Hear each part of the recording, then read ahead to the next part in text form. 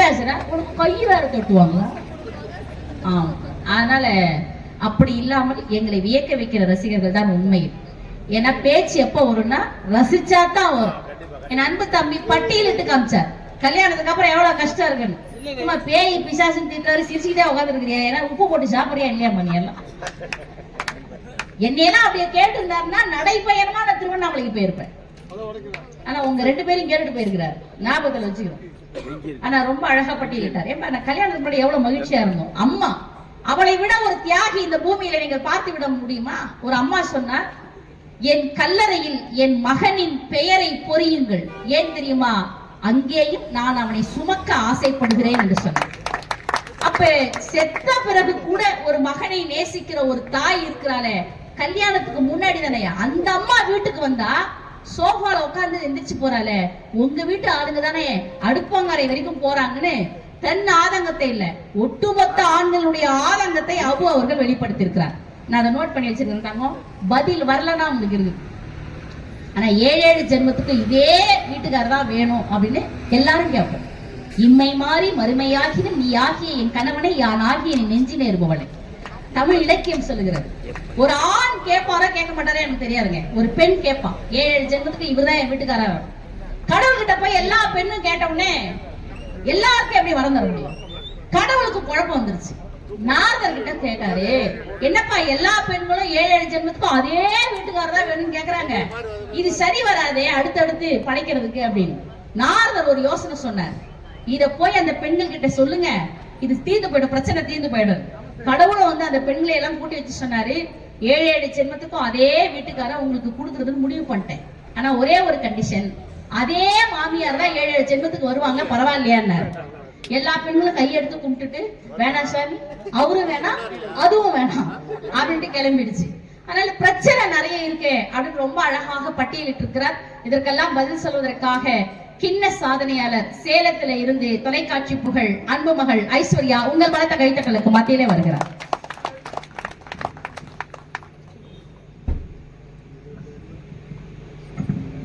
Hello hello. சிங்கத்தை அதன் குகையிலேயே சந்திக்கலாம் என்றார். அதுக்காக உங்களை சிங்கம் சொல்லுமான்னு பாக்குறேன். ஏன் சொல்ல மாட்டியா? இல்ல நடுவரே, பேசலாம்ல நடுவரே. ஏமா எதுக்கும் கேட்போமா, நேரம் நல்லா இருக்காங்க. எனக்கு அபூஜி அவர் பேசினதை பார்த்து இந்த தலைப்புல பேசணுமா, மீண்டும் ஒரு முறை வாய்ப்பு கிடைச்சா திருமணத்திற்கு முன்புதான் மகிழ்ச்சின்னு பேசலாமான்னு யோசிக்கிறேன் நடுவரே. ஆனா அப்படியெல்லாம் சொல்லிட்டு போனேன்னு வச்சுக்கோங்களேன், உங்களுக்கு அப்புறம் என்ன மரியாதை இருக்குது? அதனால பெத்து வளர்த்திருக்கீங்க இவ்வளவு தூரம், அதுக்காக இவர் பேசுறதுக்கெல்லாம் நம்ம பயந்து உட்கார்ந்துட முடியுமான்ட்டு எல்லாம் அந்த இறையருளை வணங்கி ஒரு பாடலோடு தொடங்கி ஆனா லைட் ஆகி போனோம்.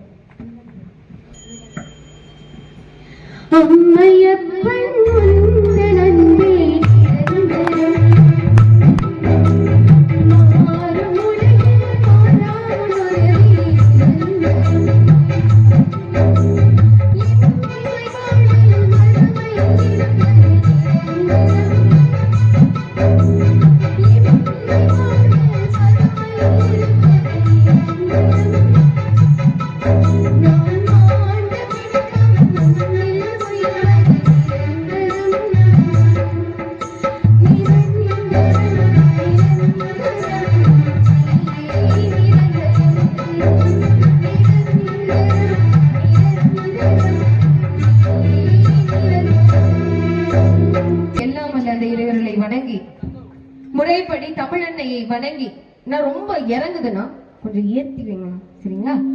முறைப்படி தமிழன்னையை வணங்கி தொன்மை சிறப்புடையார் தொல்காப்பிய பேச்சுடையார் விண்ணை இழந்திடும் வள்ளுவத்தை சூடியவள் கண்ணை கவர்ந்திழுக்கும் கால்களிலே காசிலம்பும் சிங்கார சிற்றுடையில் மேகலையும் கையிலே தங்க வளையாபதி காதிலே குண்டலமும் வங்கத்து எல்லை வரை பாய்ந்தோடிய கம்பன் கவி அத்தனையும் 6 அடியில் தரித்த பேரழகியவள் முத்தினிய தமிழ் மொழியாம் நம் ரத்தத்தில் கலந்த அவளை நித்தம் நித்தம் வணங்குவோம் என்று நம் தாய் மொழியான தமிழுக்கு நல்ல ஒரு கைத்தட்டலோடு வணக்கத்தை சொல்லி, தமிழுக்கு வணக்கம் சொன்ன கைத்தட்டல்னா என்ன அர்த்தம்? என்ன அர்த்தம்? என் ஊரு.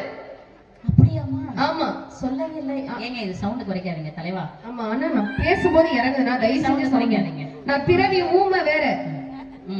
நான் நேத்துல இருந்து தான் பேச ஆரம்பிச்சிருக்கேன். ஆமா, சவுண்ட் நல்லா வைங்க சரிங்களா? என்ன அர்த்தம்? எப்பேற்பட்ட மக்கள் பாருங்க, சொத்தோட வாழ்றதுலாம் வாழ்க்கை இல்ல, சொந்த பந்தத்தோடையும் நட்போடையும் கெத்தா வாழ்றதுதான் வாழ்க்கைன்னு இருக்க. உங்களுக்கு முன்னாடி வந்துட்டு கல்யாணமே வேணாம் கல்யாணமே வேணாம்னு சொன்ன அந்த ரெண்டு மூஞ்சிங்களை பாத்தீங்களா?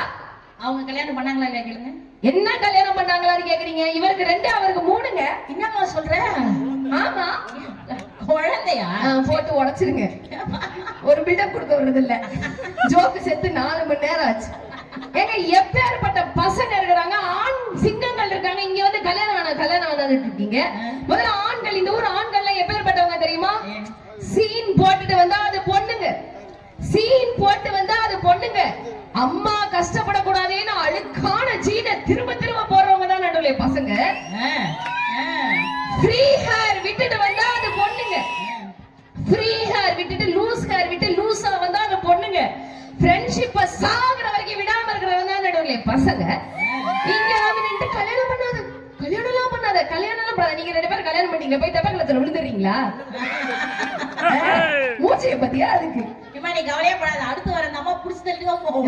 ஆமா, இதுல வேற வந்து நின்று அபுஜி சொல்றாருங்க, ஏதாவது ஒரு பொண்ணாவது தாஜ்மஹால் கட்டிருக்கீங்களா ஆம்பளைக்கு, நீங்க சாவுங்க நான் கட்டுறேன். இது நல்லா இருக்கு. செத்த பிறகு கட்ட முடியும். இதுல வேற வந்துட்டு ஒரு வித்தியாசமான பாயிண்ட் வேற சொல்லிட்டு போனாரு, நீங்க அதை கவனிக்கல. ஏங்க ஒரு தடவை தாலி கட்டதுக்கு அவரு பின்னாலும் அந்த 9 தடவையா கட்டி இருக்கிறான்.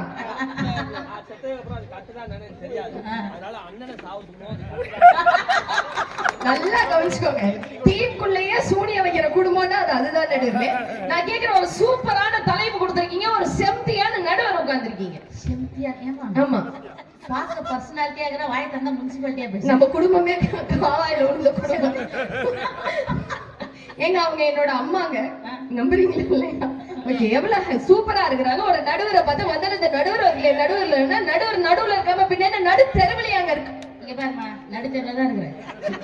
இப்ப உனக்கு என்ன, இப்ப யார் மேல கோவம்? உனக்கு அவர் மேலதாங்க கோவம். ஏன் பக்கம் திரும்புற? எங்க புருஷனோட கோவம் வந்தா வீட்டுல உட்கார்ந்து பாத்திரத்தெல்லாம் உருட்டுறது இல்ல, அந்த மாதிரி இப்ப எனக்கு ஏதோ உருட்டுறது. பதட்டத்துல என்ன பண்றதுன்னு தெரியாம பண்றேன். வந்த நேரத்துல கல்யாணமே வேணாம். இதுல வேற கல்யாணம் ஆனதுல இருந்து சந்தோஷமே போச்சு, கல்யாணம் ஆனதுல இருந்து சந்தோஷமே போச்சு. உனக்கு கல்யாணமும் ஆகணும் சந்தோஷமாவும் இருக்கணுமா? ரெண்டு எப்படி நடக்கும்? நடுவுல நான் கேக்குறேன், பொதுவா உங்களுக்கு என்ன சங்கம் எல்லாம் தெரியும்? எனக்கு வருத்தப்படாத வாலிபர் சங்கம் தெரியும், அப்புறம் நேதாஜி சங்கம் தெரியும், அம்பேத்கர். நல்ல வேற கம்பன் கழகம் அது இதுன்னு சொல்லாம விட்டீங்களே. Very good. இன்னும் அவங்க வள்ளுவருக்கு பேத்தி தெரியுமா உங்களுக்கு? நான் சொல்றேங்க சங்கம் என்னன்னு. பெண்கள் பாதுகாப்பு சங்கம் இருக்கா? விவசாயிகள் முன்னேற்ற சங்கம் இருக்கா? பட்டிமன்ற பேச்சாளர்கள் நல சங்கம் இருக்கா? தொடங்க போறாங்க, யாருமே தொடங்க மாட்டாங்க. இதெல்லாம் என்ன பிரமாதம்! இன்னைக்கு ஆண்கள் எதுக்கெல்லாம் சங்கம் வச்சிருக்காங்க தெரியுமா? படுத்துக்கொண்டே மொபைல் பார்ப்போர் சங்கம், பாக்கியலட்சுமி கோபி சங்கம். நீங்க வந்து யங்ஸ்டர் இல்ல, யங்ஸ்டருக்கு தான் இருக்கு.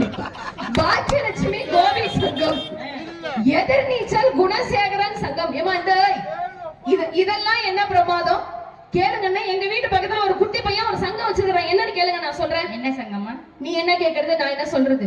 நீதானமா கேட்க சொன்ன? ஆமா, நீங்க கேளுங்க, நான் சொல்றேன். என்ன சங்கம் வச்சிருக்காங்க? நீ என்ன கேக்குறது, நான் என்ன சொல்றது? நான் மரியாதை இல்ல எழிலரசியம்மா மேலையா? இல்ல இல்ல அதெல்லாம் வேண்டாம். மரியாதையா செருப்பு திரு, அந்த அளவுக்கு கேவலமா போக மாட்டேன்.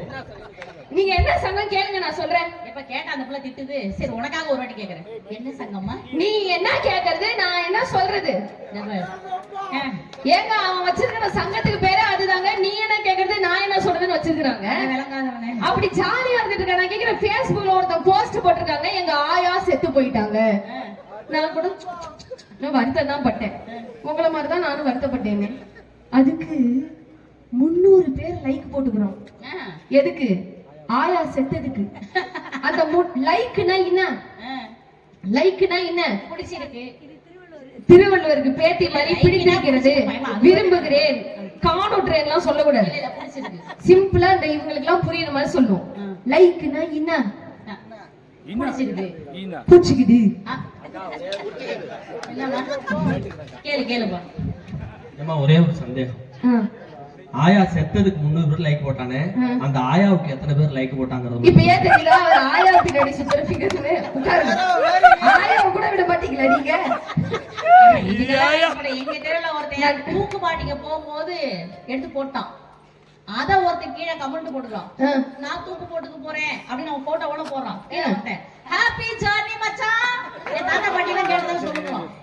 ஏங்க லைக்னா புடிச்சுக்குதா? அந்த 300 பேர் லைக் போட்டவன கூட மன்னிச்சு விட்டுற நடுவுல 20 பேர் அதுக்கு ஹார்ட்டின் விட்டுக்குறான் ஆயாவுக்கு. ஆயா ஹாயா போனதுக்கு.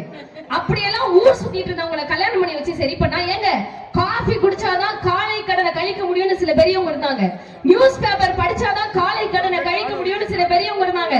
இன்னைக்கெல்லாம் பையன் வேக வேகமா பாத்ரூம்குள்ள போயிட்டு வேக வேகமா காணோம் மறந்துட்டேன் எங்க வச்சேன் தெரியலங்கிறான். பக்கெட்டியா இல்ல, தண்ணியவா இல்ல, வேற எதைதான்டா மறந்து வச்சேன்னு கேட்டா செல்போனை எங்க வச்சேன்னு தெரியல, அது இல்லன்னா எனக்கு வராதுங்கிறான் நடுவர் அவர்களே.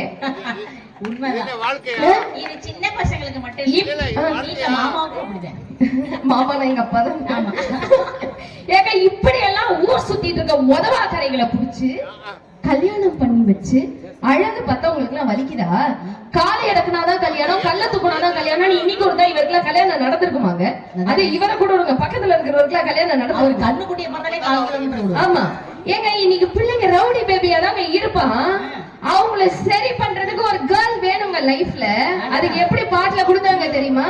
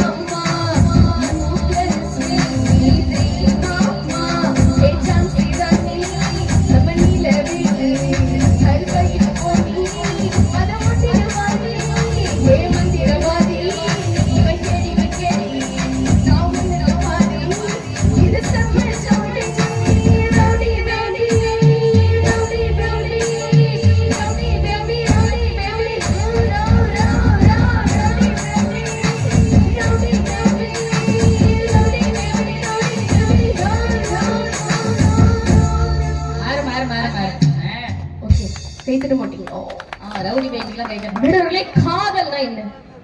ஏமா இதெல்லாம் இந்த மாதிரி கேள்விலாம் என்னை பார்த்தாதான் தோணுமா? ஆமா நீங்க தானே அம்மா, நீங்கள் தான் யாவையும் கற்று தர வேண்டும். கேக்குற கேள்வி ஆமா. பண்பாடு கலாச்சாரம்லாம் பாழா போச்சு. இங்க வந்து என்னமா கேட்டேன்? காதல். காதல் கெத்தம். காதல் என்றால் இழுத்த கசையா? இழுத்த கசையாவா? ஓ நீங்க விஜய் ஃபேனா? என் வயசுக்கு தகுந்த மாதிரி நான் இந்த எல்லாருக்கும் புரியுற மாதிரி சொல்றேன். காதல்னா கருவாடு மாதிரி. கருவாடா? ஒரே நார்னால திங்கிற நம்ம பசங்களுக்கு ருசியா இருக்கும், அதுக்கு பேர் தான் காதல். காதல் எனக்கும் கடவுளுக்கும் என்ன வித்தியாசம்? சசிகலாக்கா மட்டும் தான் வித்தியாசம் கேட்பாங்களா? நான் கேட்க மாட்டேன்னா? காதல் என்ன? மழை பெஞ்சோன்னு கவிதை எழுத குடுகுடு மாடிக்குவானா காதலை. காஞ்ச துணி எடுக்கலனா தக்காளி நம்மள தூக்கி போட்ட மிதிப்பாலை பயந்துகிட்டே மாடிக்கோனா அவன் கணவன். ஆமா ஆனா நடுவர்களே அந்த கணவன்கிற அந்தஸ்து நாங்க சாதாரணமா கொடுக்கலங்க. வள்ளுவர் சொல்றாரு, இல்வாழ்வான் என்பான் இயல்புடைய மூவர்க்கும் நல்லாற்றின் என்ற துணைங்கிறாரு. என்ன அர்த்தம்? ஒரு ஊர்ல ஊர் தலைவனா இருக்கணும்னா முதல்ல அவன் குடும்பஸ்தனா இருக்கணும்னு சொல்றாங்கன்னா என்னோட அந்த குடும்பஸ்தன்கிற பதவியை கொடுக்கறதே நாங்க நடுவர்களே. நான் கேட்கிறேன், சும்மா வந்ததுல இருந்து பேசினாங்க, நீங்க கல்யாணம் ஆனதுல இருந்து மனைவி எங்களை பாடாப்படுத்துறாங்கன்னு பேசுறாங்க. நான் அவங்க கிட்ட ஒரு கேள்வி கேட்கிறேன் நடுவர்களே, கல்யாணம் ஆகும்போது ஏன் மனைவிக்கு தாலி கட்டுறாங்க, ஆண்களுக்கு தாலி கட்டுறது இல்ல? அதானே கட்டின 10 நிமிஷமே கொண்டு போய் அடமான வச்சிருவாங்க. ஓ கால்ல மெட்டின்னு ஒண்ணு போடுவாங்க, அதுக்கு பேரு மிஞ்சின்னு சொல்லுவாங்க. ஏன் தெரியுமா? எல்லாம் நம்ம புடுங்கிட்டு போனதுக்கு அப்புறம் மிஞ்சிறது ஒண்ணுதான், அதனாலதான் அதுக்கு பேரு மிஞ்சியே. நடுவே நான் கேக்குறேன், இவ்வளவு பேச்சு பேசுறாங்கல்ல, இவரோட உயிர் அவர்கிட்ட இருக்கா? ஏன் இல்லையா? இல்லங்க, அவர் உடம்புல உயிரே இல்ல. அப்புறம் எப்படி பேசுறது நடக்கிறது? ஒரு சின்ன டெமோ சொல்றேன் நடுவுல. இந்த நிகழ்ச்சி முடியும், நம்ம எல்லாம் கீழே இறங்கி போவோம். சரி, அபுஜியும் இறங்குவார். அதிர்ஷ்டவசமா அபுஜிக்கு அதிர்ஷ்டவசமா கால் தடுக்கி கீழே விழுந்துட்டாருன்னு வச்சுக்கோங்களேன். அது அதிர்ஷ்டமா? ஆமா. அதுல துரதிருஷ்டவசமா அவருக்கு ஒண்ணுமே ஆகலன்னு வச்சுக்கோங்களேன். நல்ல மனசுமா உனக்கு.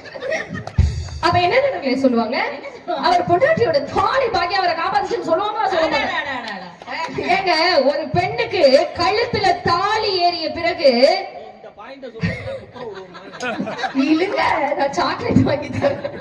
நடுவர் அவர்களே, ஒரு பெண்ணுக்கு கழுத்தில் தாலி ஏறிய பிறகு அவள் தாய் வீட்டுக்கு போனா கூட விருந்தாளியா தாங்க பார்க்கப்படுவா. நான் கேக்குறேன், ஒவ்வொரு மேடையிலும் எல்லா ஆண்களும் சொல்றீங்கல்ல, வந்து நீ உன் அப்பா வீட்டுல இருந்து என்ன கொண்டு வந்த குடும்பத்துல கேக்குறாங்கல்ல. ஒரு பெண்ணிடம் நீ உன் பிறந்த வீட்டுல இருந்து என்ன கொண்டுட்டு வந்தன்னு கேக்குறத விட்டுட்டு உன் பிறந்த வீட்டுல இருந்து இந்த புகுந்த வீட்டுக்கு வரும்போது எதையெல்லாம் நீ எழுந்துட்டு வந்தன்னு கேளுங்க நடுவர்களே. உங்க மனைவியோட அருமை உங்களுக்கு தெரியும். நான் கேக்குற நடுவர்களே, கணவன் தான் சம்பாதிச்சு போடுறாங்க. ஏன் நாங்க பெண்கள் சம்பாதிக்கிறது இல்லையா? இன்னைக்கெல்லாம் நிறை மாத கர்ப்பிணியாக இருந்து கூட வேலைக்கு செல்லக்கூடிய பெண்கள் எத்தனை பேருங்க? ஏன் பட்டிமன்ற பேச்சாளர்கள், ஏன் நீலவேணி, கௌதமி சேச்சி மாதிரியான பெண்கள் நிறை மாத கர்ப்பிணியாக இருந்து கூட வேலைக்கு வந்து சம்பாதிச்சு குடும்பத்தை பார்த்தாங்களா இல்லையா? என்னமோ நாங்க தான் சம்பாதிச்சு போடுறோம்னு பேசுறாங்க. இதுல வேற வந்ததுல இருந்த நடுவர்களே, காஞ்சி பட்டு வாங்குறாளுங்க, ஆர்மி பட்டு வாங்குறாளுங்க, வஸ்திரகலா பட்டு வாங்குறாளுங்க, ஐஸ்வர்யா பட்டு வாங்குறாளுங்க, சசிகலா பட்டு வாங்குறாளுங்க, எழிலுமா பட்டு வாங்குறாளுங்க. எதுக்கு இத்தனை பட்டு வாங்குறோம்? ஏன் வாங்குறோம்? வாங்குறோம் ஏன் தெரியுமா வாங்குறோம்? ஏமா வாங்குறீங்க அண்ணா? நீங்க அப்படி தப்பா நான் பெண்களை பேசுவோம். ஏன் தெரியுமா இத்தனை பட்டு வாங்குறோம்? எங்களுக்கு இந்த மாதிரியான புடவை வாங்கி கொடுத்துட்டு இமான் சார், இவர் பாக்குறதுக்கு இமான் சார் மாதிரியே இருக்காருல்ல மியூசிக்ல, எங்களுக்கு இந்த மாதிரியான பட்டு வாங்கி கொடுத்துட்டு உமாநாத் சார், எங்களுக்கு இந்த மாதிரியான பட்டு வாங்கி கொடுத்துட்டு பிரபு சார், கணவனுக்கு எல்லாம் கடையோட வாசல் கணவனுக்கு எல்லாம் சந்தோஷத்துல வரும் பாத்தீங்களா ஆனந்த கண்ணீர், அந்த கண்ணீரை துடைக்கிறதுக்கு மட்டும்தான் பெண்கள் நாங்க போடுவோம். இந்த பட்டு புடவையில மூஞ்சியை துடைச்சு அவன் ஒரு வாரத்துக்கு ஹாஸ்பிட்டல்ல இருக்கணும். நான் கேக்குறேன், மேடைக்கு கடன் பட்டு வாங்குறோம், துக்கப்பட்டு வாங்குறோம், துன்பப்பட்டு வாங்குறோம்னு பேசுறாங்களே, ஏன் மத்த நாளெல்லாம் வேலைக்கு போகாம பண்ணி வச்சிட்டு இருந்தீங்களா? பெண்கள் நகை கடைக்கு போறாளுங்க, துணி கடைக்கு போறாளுங்க, நீங்க கூட தான் மது கடைக்கு போறீங்க, சாக்கடைக்கு போறீங்க.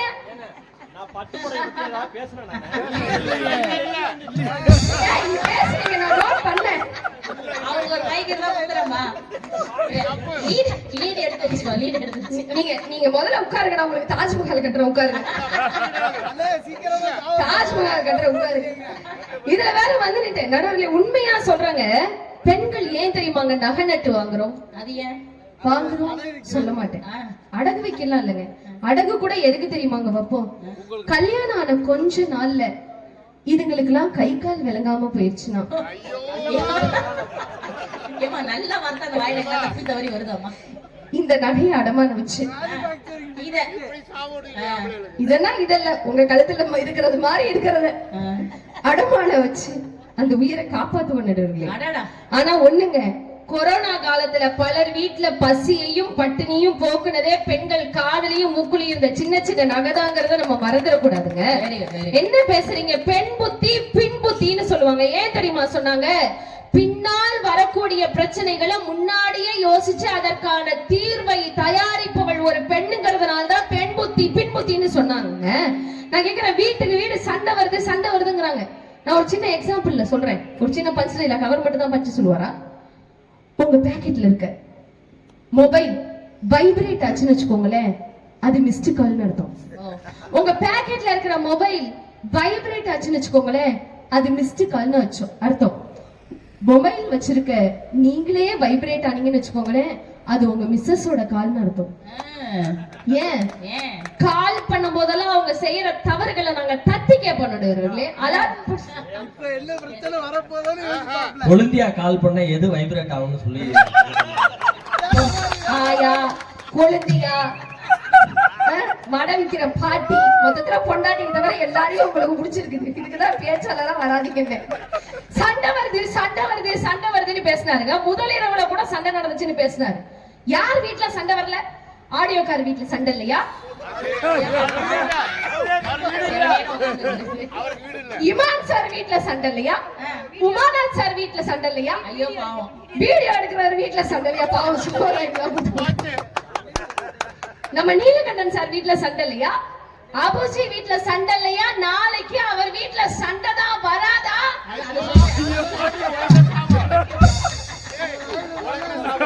அந்த சண்டையில அவர் மண்டை தான் உடையாதா? சாபம். ஏங்க சண்டை வரணுங்க. சண்டை வந்து சமாதானம் ஆனாதாங்க வாழ்க்கையில சந்தோஷமே. எல்லா ஆம்பளைங்களும் பாருங்க, என் பொண்டாட்டி திட்டுறான்னு பேசுறீங்களா? ஏன் நீங்களா உங்க அம்மாட்ட திட்டே வாங்கினது இல்லையா? மேடைக்கு மேடை எனக்கு எங்க அம்மாவை பிடிக்கும், ஆனா பொண்டாட்டியை பிடிக்காது, எனக்கு அங்க அம்மாவை பிடிக்கும் பொண்டாட்டியை பிடிக்காதீங்களே. பொதுவா மனுஷங்களுக்கு ஒருத்தரை பிடிக்கும்னு சொன்னா ஒருத்தரை பிடிக்காதுன்னு எக்ஸாம்பிள் காட்டாம உங்களுக்கு ஒருத்தரை பிடிக்காதா வாழ்க்கையில? அம்மாவை பிடிக்கும்னு சொல்லிட்டு போக வேண்டியதானே, பொண்டாட்டியை பிடிக்காதுங்கிறீங்க. அப்ப குழந்தையா நீங்க இத்தனோடு இருந்தீங்க, இப்ப எரும மாடு மாதிரி இருக்கீங்க. உங்களை யார் தூக்கி இடுப்புலப்பா? இடுப்பு உடையதுக்கா? எங்க என்னங்க பேசுறதுக்கு ஒரு அளவு வேணாமாங்க ப்ரோ? எல்லாத்துக்கும் ஒரு அளவு இருக்கு ப்ரோ. ஏங்க அம்மா திட்டுறாங்க, அம்மா திட்டினதே இல்லையாங்க? ஏங்க நீங்க மனசாட்சியில கைய வச்சீங்க இருக்க ஆண்கள் சொல்லுங்க. விடிய காலையில ஒரு 5 மணி இருக்கும், பையன் சொர்க்கத்துல இருப்பான் தூங்கிட்டு. எப்படி அம்மாக்கெல்லாம் எழுப்புறாங்க? கண்ணி பட்டே மணியே என் வைடூரியமே எழுந்திரடி ராஜாஜி அப்படியா எழுப்புறாங்க? ஷானியனே எந்திரிச்சு தொலை. 7:30 மணிக்கு தூங்குது பாரு மூதேவி. என் வயிற்றுல நான் வந்து பிறந்திருக்கு பாரு. ஏத்து வீட்டு பொண்ண பாரு, காலையில 5 மணில இருந்து அவங்க வீட்டுல லைட் எரியுது, அவங்க அப்பா எதையோ தேடிட்டு இருப்பான். பாரா ஏத்து விட்டு பொண்ண பாரா, ஏத்து விட்டு பாரு. பையன் டென்ஷன் ஆயிருவா, சும்மா இருமா. ஒழுங்கா மார்க் எடுத்துட்டு இருந்தவனை ஏத்து விட்டு பொண்ண பாரு, ஏத்து விட்டு பொண்ண பாரு. முட்டமா இருக்காங்க வச்சு இன்னும் நீ அவளை பார்க்க சொல்றியாமாங்க? என்னங்க பேசுறேன் நான் ஒன்னு சொல்றேன் நடுவுல, நீங்க இதை நோட் பண்ணிக்கங்க எனக்காக. வள்ளுவர் சொல்லாதது, கவி பேரரசு சொல்லாதது, இந்த ஐஸ்வர்யா நான் சொல்றேன். கண்டிப்பா எழுதணும், சொல்லுமா. திட்டுறதுக்கும் ஒரு ஆணை தேடுவதற்கும் ஒருத்தி இல்லைன்னு வச்சுக்கோங்களேன், ஒரு ஆணோட வாழ்க்கை ஜீரோங்க. திட்டுறதுக்கும் தேடுறதுக்கும் மனைவி வேணும், கண்டிக்கிறதுக்கும் அரவணைக்கிறதுக்கும் ஒரு புருஷன் வேணும். சும்மா வந்து நின்று நீங்க பேசிடுவீங்களா? நான் கேக்குறேன். எப்ப பாரு என் பொண்டாட்டி அலறான்னு பேசுறாங்க, அலறது தப்பாங்க?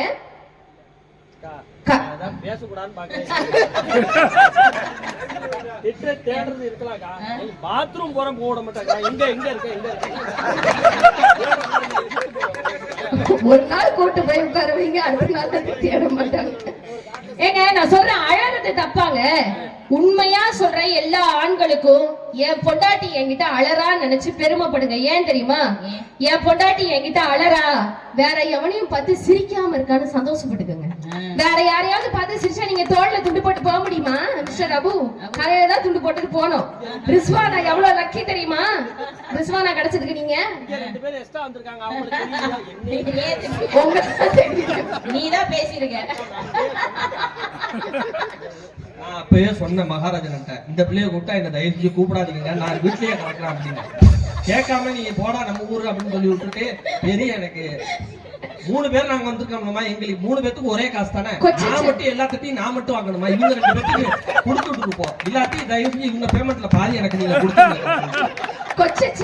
வீடியோ எடுத்துட்டு இருக்காருன்னா நான் இப்போ இது என் ஒய்ஃப் பார்த்தா என்ன கேட்பாங்க? நான் அவள்கிட்ட ஏதாவது பேசினா எய்த்து பேசுவேன், அவ பேசுற மட்டும் இழிச்சிட்டு உட்காந்து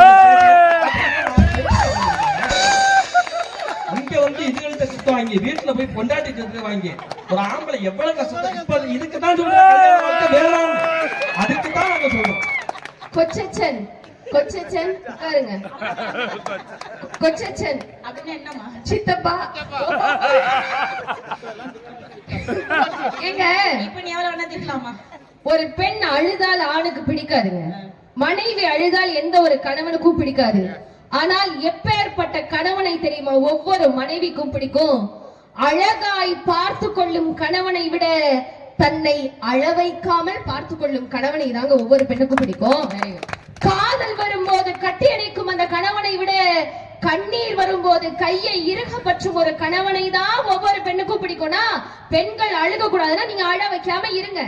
என்ன ஆண்கள் ஆகுனா அடிக்கிறது பெண்களை நடுவுல யோசிச்சு பாருங்க. அழகா பாரதி சொல்றாரு, வலிமை சேர்ப்பது தாய்முலை பாலனாங்கிற. ஒரு ஆண் நான் வலிமையானவன்னு சொல்லுவான். அதை சொல்றாரு, வலிமை சேர்ப்பது தாய்மொழி பாலடா, மானம் சேர்க்கும் மனைவியின் வார்த்தைகள்ங்கிறாரு. ஒரு மனைவி அந்த குடும்பத்துல ஒழுக்கமா இருந்தாதான் அந்த குடும்பத்துக்கே மானம்ங்கிறாரு. களியளிப்பது பெண்கள் அறமடா, துன்பம் தீர்வது பெண்மையினாலடான்னு சொல்றாங்கன்னா என்ன பேசுறாங்க நடுவுல பாருங்க. எனக்கு ஒரு தடவை கூட கல்யாணம் நடக்கல. ஆமா, அப்படி கல்யாணம் நடக்கலனாலும் நடுவர்களே, நான் இங்க ஒரு முக்கியமான ஒரு 5 டிப்ஸ் சொல்லி தரேன். என்ன? இப்ப நான் வந்து மனைவிய பத்தி பேசினேன். கணவன் ஒருத்தர் இருக்காருல்ல, அவருக்கு மனைவி மேல பாசம் வரணும்னா ஒரு 5 விஷயம் பண்ணணும். நம்பர் 1, வெளியே போயிட்டு வீட்டுக்கு ஆம்பளைங்க ரொம்ப டயர்டா வீட்டுக்குள்ள வருவாங்க, கால் வச்சோன்னே எரிஞ்சு எரிஞ்சு உழுவ கூடாது. எந்த புருஷனுக்கும் பிடிக்காது. 2வது விஷயம், கணவன் கோபமா இருக்கும்போது நம்ம கொஞ்சம் அமைதியா இருக்கிறது தான் நல்லது நமக்கு. 3வது டிப்ஸ், தூங்கும் போது சாப்பிடும் போது வீட்டுல புளி தீந்து போச்சு, மிளகா தீந்து போச்சு, உப்பு தீந்து போச்சு, வாமா இப்படி பண்றா, வான் தம்பி இப்படி பண்றான்னு கம்ப்ளைண்ட் பண்ணக்கூடாது. முக்கியமா பூந்த வீட்டுல இருக்கிறவங்களோட பிரச்சனையா புருஷன்கிட்ட கொண்டே போக கூடாது. 5வது விஷயம் தான் நடுவுல முக்கியமான விஷயம், கணவன் ஏதாவது ஒரு பொருள் வாங்கிட்டு வந்தா அது சகிக்கல கேவலமா இருக்குன்னு தெரிஞ்சாலும் ரொம்ப நல்லா இருக்குங்க, ரொம்ப தேங்க்யூங்க, நீங்க இல்லன்னா எனக்கு யாருங்க இதை வாங்கி கொடுப்பான்னு அப்பப்ப ஐஸ் வச்சுக்கணும். அப்பதான் வாழ்க்கை ஜம்முன்னு இருக்கும். ஆனா உனக்கு சீக்கிரம் கல்யாணம் நடந்துருமா?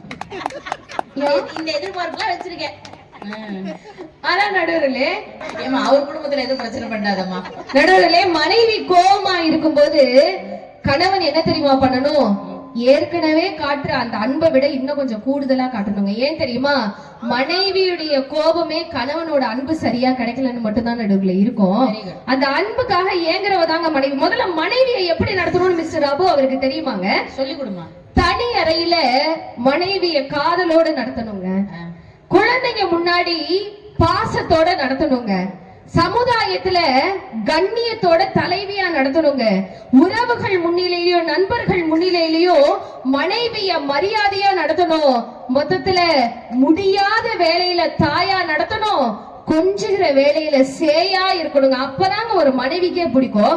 சும்மா உண்மையா பாட்டுல சொல்லியிருக்கா நடுவுகளே, ஒரு மனைவியோ அப்படியா நடுவுகளே? சரி, நம்ம பாட்டு சொல்ல நடுவுகளே. எப்ப பாரு உட்காந்து இவ்வளவு பேச்சு பேசினாங்களே, ஒரு மனைவிக்கு என்ன தெரியுமாங்க அழகு? நீ பாட்டு சொல்லாம போற, சொல்ல வந்த பாட்டை சொல்லு. ஆமா சொல்றேன் நடுவுல. இத சொல்லிட்டு பெண்களுக்கு வந்து 1000 பிரச்சனை வரும். நாங்க மன கஷ்டத்தோட விட்டு சொல்லிடுறேன். சொல்லி அந்த புள்ள என்ன பாட்டு பாட சொல்றீங்க? அந்த கப்பிங்களா ராத்திரி தூக்கம் வராது. என்ன பாட்டா இருக்கும் தெரியல. எங்க பெண்களுக்கு 1000 சண்டை புருஷனோட வருங்க. அம்மா வந்து சமாதானப்படுத்துவாங்க. மாப்பிள்ள அப்படிதான், கொஞ்சம் நீ பொறுத்து போம்பாங்க. அட போங்கம்மா, என்ன பேச்சு பேசிட்டாரு தெரியுமா? அக்கா வந்து சமாதானப்படுத்துவாங்க. விட வயசு, அதெல்லாம் நாளைக்கு சரியாயிடும். ஆனா போங்க அக்கா, அவந்தாலே நீ என்ன பேச்சு பேசினா தெரியுமா? ஆனா 1000 சண்டை வந்தாலும் 1000 உறவுகள் சமாதானப்படுத்தினாலும் ஒரு பெண்ணுடைய மனசு சமாதானம் ஆகாதுங்க. அந்த சண்டை போட்ட கணவனே வந்து சமாதானம் ஆகும் போதுதான் ஒரு பெண்ணோட மனசு சமாதானம் ஆகும்னு சொன்னா, ஆறுதலை யார் வேணும்னாலும் தருவாங்க. ஆனால் தேறுதலை என்றைக்கும் ஒரு பெண்ணுக்கு கணவன் மட்டும்தான் கொடுக்க முடியும்னு சொன்னா, அத அழகா ஒரு பாட்டுல சொன்னாங்க தெரியுமா நடுவர்களே? மனைவியோட அந்த சோகத்தை கணவன் புரிஞ்சுக்குவான்னு சொன்னாங்க. எப்படி தெரியுமா? இஞ்சீடு பழகா மஞ்சே சேவ பழகா கல்லை சீரி பழகா மறக்க மன கூடு தில்லைய இஞ்சீடு பழகி மஞ்சே சேவ பழகி கல்லை சீரி பழகி மறக்க மன கூடு தில்லைய.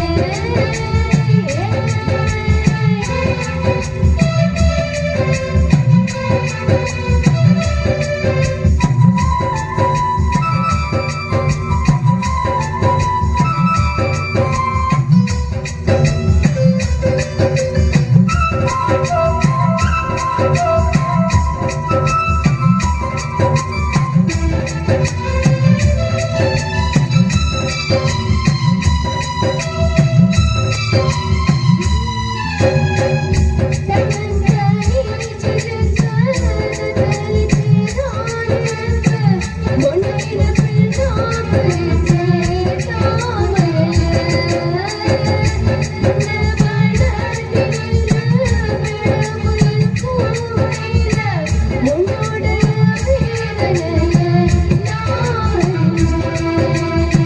உங்களுக்கு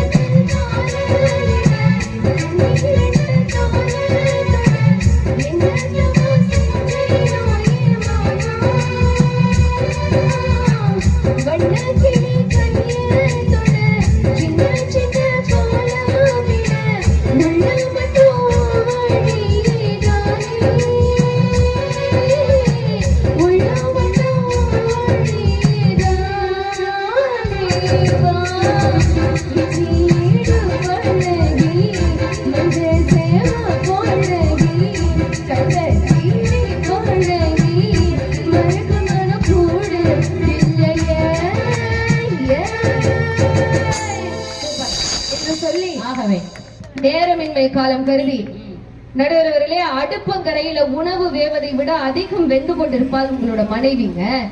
சாதிக்க வேண்டும் என்ற எண்ணத்தை மூட்டை கட்டி வைத்துவிட்டு சாகும் வரை சமையல் கட்டு என்று வாழ்வா நம்மோட மனைவிங்க. வள்ளுவன் சொல்ற ஒரு பெண் எப்படி தெரியுமா மனைவி ஆனதுக்கு அப்புறம் இருப்பாளா? தற்காத்து தற்கொண்டார் பேணி தகை சான்ற சொற்காத்து சோர்விலால் பெண்ணுன்னு சொல்றான். என்ன அர்த்தம் தெரியுமா? உடலால அந்த பெண் முதல்ல குடும்பத்துக்கு அர்ப்பணிச்சிருவாளாம், அடுத்தது உள்ளத்தால அர்ப்பணிப்பாளா, அடுத்து தன்னோட நலனை காப்பாத்துறது பெரிய விஷயம் இல்ல, தன்னுடைய கணவனோட நலனையும் குடும்ப நலனையும் காப்பதுதான் பெருசுன்னு ஒரு பெண் நினைப்பான்னு சொன்னா அதை புரிஞ்சுக்கணுங்க. தாய்மையினுடைய அன்பு பகிர்ந்து கொள்ளக்கூடியது, ஆனால் கணவனுடைய அன்பு வேறு ஒரு பெண்ணிடம் மனைவி பகிர்ந்து கொள்ள விரும்பாததுன்னு சொன்னா அதை புரிஞ்சுக்கிட்டாலே குடும்பத்துல சண்டை வராது நடுவில் என்று சொல்லி நிறைவாக 20 வயசுல மிஸ்டர் அபு சார், 20 வயசுல ஒவ்வொரு கணவனுக்கும் தன்னுடைய மனைவியோட இளமையும் அழகும் மட்டும்தான் கண்ணுக்கு தெரியும். 30 வயசுல மனைவியை தவிர பாக்குற எல்லா பெண்களும் அழகா தெரியும். 40 வயசுலதான் மனைவியோட காதலும் அன்பும் புரிய வரும். 50 வயசுல மனைவியை தவிர வேற யாராலுமே நம்மளால இந்த அளவுக்கு நேசிக்க முடியாதுங்கிற உண்மை தெரிய வரும். 70 வயசுல மனைவி தாயா இருப்பா, கணவன் அங்க குழந்தையா இருப்பாங்க. மொத்தத்துல மனைவி இல்லாத வாழ்க்கை வெற்றிடம் என்பது கணவனுக்கு கடைசி காலத்துலதான் புரிய வரும்னு சொன்னா அதை புரிஞ்சு நடந்துக்கோங்க என்று சொல்லி வாய்மொழித்த அனைத்து உள்ளங்களுக்கும் வாய்மொழி கேட்ட நல்லுள்ளங்களுக்கும் மனதார நன்றி கூறி விடைபெறுகிறேன். நன்றி, வணக்கம். ஆரமா